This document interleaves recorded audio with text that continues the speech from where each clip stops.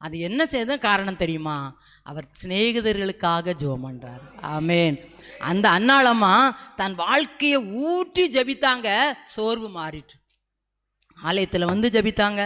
நம்ம ஆலயத்தில் வந்து ஜெபிக்கணும், கூடாரத்தில் வந்து ஜெபிக்கணும், ஜெபாரையில் வந்து ஜெபிக்கணும், நம்ம வீட்டையும் ஜெபாரையாக்கி என்ன செய்யணும்? ஜெபிக்கணும்.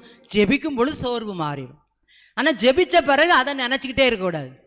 நம்ம எல்லாரும் உலகத்தில் மனிதர்களாக இருக்கிறனால நம்ம அப்படியே தூக்கி தலையில் வச்சுக்கிடுவோம். ஜெபம் பண்ணிட்டு போவோம், இது எப்படி நடக்க போகுது, இந்த காரியம் எப்படி நடக்குமா, அப்படி நமக்கு என்ன சோர்வும் வரக்கூடாது. நம்பிக்கை இல்லாத வார்த்தை வரக்கூடாது. அந்த அம்மா அப்படி தூர வச்சுட்டு நம்பிக்கையோடு இருந்தாங்க, சோர்வு மாறிட்டு.